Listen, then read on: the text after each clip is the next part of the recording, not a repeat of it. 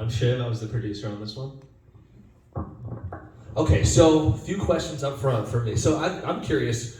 Young Blonde stalked and murdered last year, Panic Fest. Yeah. Was anybody here for that? Right. So, say totally crazy different. Yeah. So I gotta ask, off the top, what's the origins here? Kind of coming off that project, now we're seeing this. Kind of what led us there? Yeah, so Young Blondes was a lot of fun, good learning experience, and I think I still love horror, obviously, and stuff, but I guess I wanted to try something comedy-ish and see if I could maybe go, kind of meld the two maybe tiny bit, and.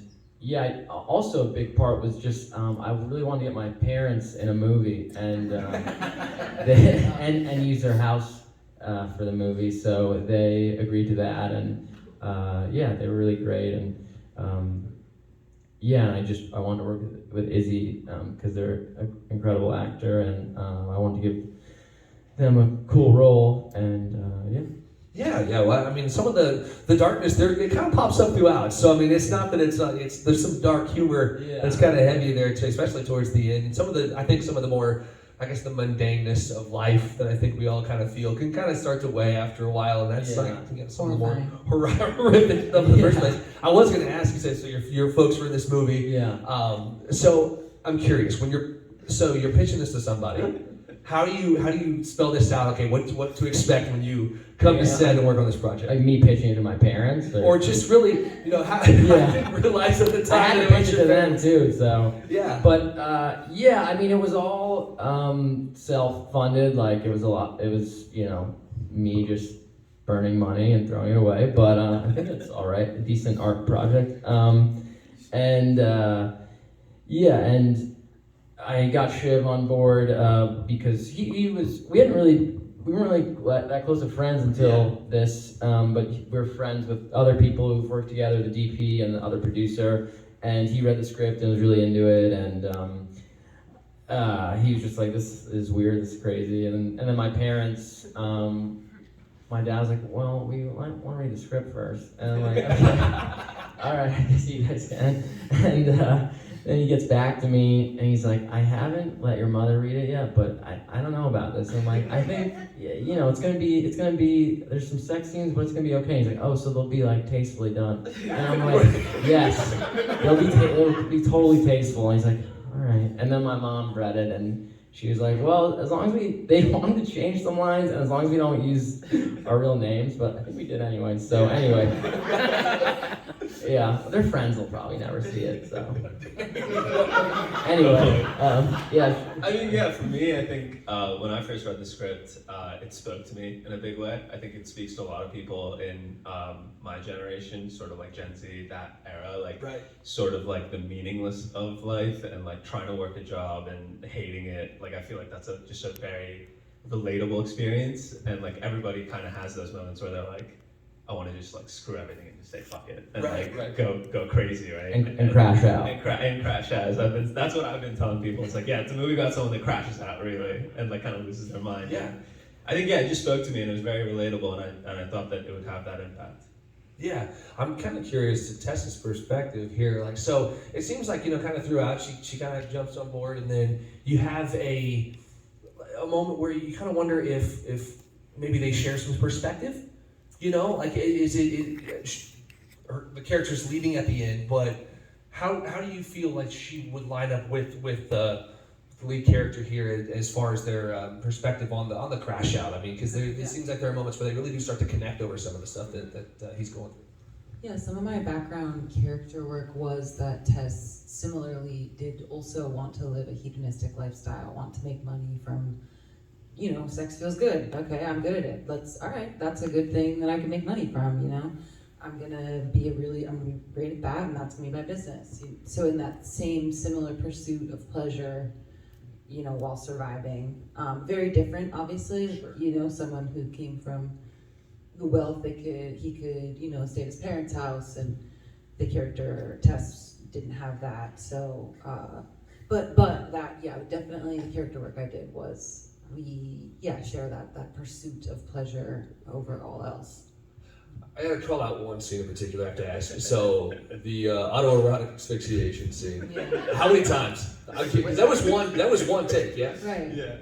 that So was long one. take. That was one take.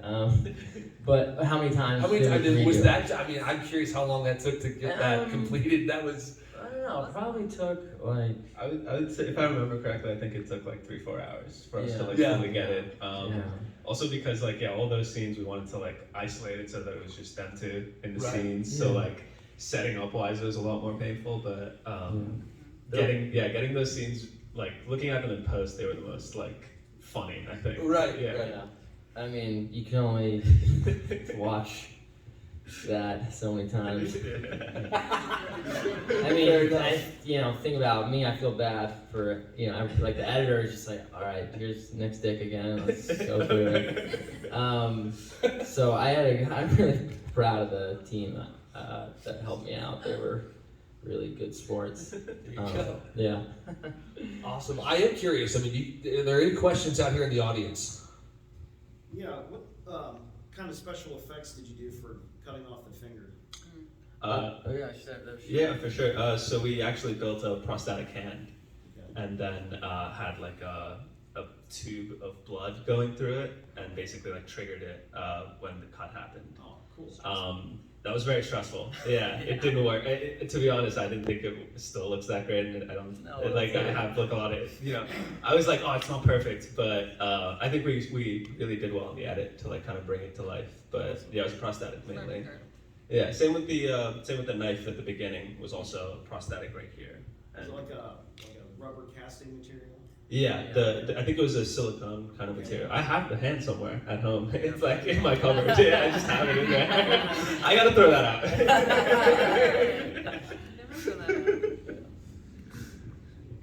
Yes. Was that first acting and directing?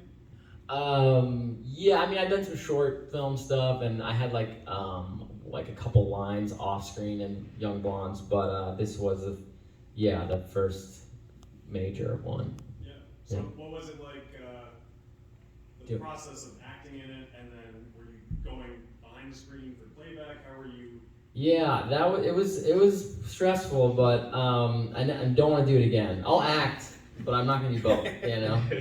That was crazy. But I had Izzy, and Izzy is like a great filmmaker in her own right, and I could trust them, and they could tell me if something looked good, and if I was doing well, or and my DP, I also trust him a lot, Coco. He is also director, and he was like, it looks good, and I'm like, okay, I trust you. Sometimes the playback is like, I have to know, but yeah, a lot of trust. Yeah. Right in front. I got 3 parts because I'm annoyed. One, my name is Tess. I never see my name used in a movie. The best I get is a Tessa, so I'm so excited to use that name. I've played 3 Tessas in the last year, so you'll get Not all ready. the Tessas in the world. It's popular. You did such a great job. I'm all set. 2, you said you used your parents and their house. Do they actually have a mural of themselves on the Unfortunately. I just they just moved to Tucson. I was born in New York. They raised me there. Then they moved to Tucson. They retired, and they're like, "We're gonna get this mural." I'm like, "Please, no." And they were like, "Well, okay, we're gonna get it no matter what." And look at how great this is. There's a little mask, a COVID mask, in the bottom left corner. Isn't that awesome? Like, that's the worst part of it. Like, I'll take the mural, just get the mask out of there. Like, no, it's a marker of time. People look at it and say, huh, that's when I was taken. Wow. But it's great for the movie. I mean, they're a nice, quirky couple. Yeah. And my third part is like the directing choice there. Everything was very like monotone and straight face, which made the humor so great. But when the horror started amping up, the tone shifted significantly, which I know as a viewer made everything a lot scarier to me. From a directing standpoint, was that kind of hard to make that shift? Yeah, it was hard to get the tone down in general, like going through the edits, and it's kind of tricky to give that direction. I'm always saying like, go flatter, and actors fucking hate you for that. But eventually you get to a point where the actors kind of like find their own version of the monotone, and like Tess is, it's not like completely flat, but it's like their version, and I love seeing that in actors, like when they give it like this different flavor of variety of deadpan. And yeah, in the end, it almost worked fluidly because it was just such a stressful shoot that day. I mean, just trying to get the prosthetic working, and me and Tess are on the ground, and I'm like directing from being hogtied, like trying to point with things. I'm like, oh, I can't do that because my hands are crazy. Yeah, what'd you think of acting during that moment, and switching from the tone to... Yeah, I was reaching for you to not the mic out, I'm but sorry. no, I will just say that it was interesting seeing that being like the emotional break for the characters and the audience was the plan, I think. Yeah, I think it another cool thing about trying to do this more flat affect is when there is emotion and there is something bigger, it hits a lot harder, and I'm really interested in like seeing that. And the other moments, like when my dad shares his stand-up story, like that just works so much better because it's like, what's happening? Yeah. Yeah, I'm kind of curious now because when the torture scene kind of starts, Tess, they cut off their finger, and then you have like this one. Was that always where it stopped? I think where it popped a lot because of there was no violence, no violence. Right. Was there anything more that you would consider in that scene? If I should have done like more violence? Well, or? not should have. I just curious if there was anything, in Oh, prior- my plan. Yeah, I mean, it actually did have a crazier, in the script, there was like, I wanted them to try to open the safe, and there'd be like a sledgehammer, and my parents would save the day, and I'm just like, this is not gonna work, and I don't even think this is what I wanna do. I just wanted to have like a straightforward, like, oh, things were pretty going all right, and now it's like, no, like, this is like real world interrupting, and just kind of bringing everything. Yeah, it's jarring. Yeah. I think there was another question there. I got like Raising Arizona vibes when I was watching the film a lot, so it was really cool to see a lot of the stuff in there. But I'm curious about the bound and gag scene because it's been a little thing in the festival with some films. Oh, really? Bound and gag. Shit. Since they got asked in their films, how long did you two have to be bound and gagged? And was there any thought to maybe getting the parents a little tied up in? Yeah, parents, yeah. Well, the parents question, no, that was, I don't try to keep their stuff less physically demanding. Yeah, but the first question, you were saying what was the reason for that? How long were you two in that? We were probably like, with the gag we could take out a lot, but we were probably bound for a good, hour-ish. Consecutively, maybe, yeah. Yeah, we'd have to like take please someone help me. Yeah, we had a lot of breaks in between. Yeah, and, yeah. There was a lot of like, coverage-wise, we would always make sure like we kind of split it up so that it wasn't all at once. Yeah. So we tried to kind of like give both of them breaks, I feel like, in between, so that no one was like just dying, but still physically very demanding. I felt like they were champions to do it all the way through. So. All right, let's kind of getting close to wrapping up. I'm curious, what's the future for the film? We are playing at another festival called Oak Cliff Film Festival in Dallas, and then we're hoping to get into some more. We'll see what happens. Yeah. Cool. Thank you guys again for watching. Absolutely. Thank you.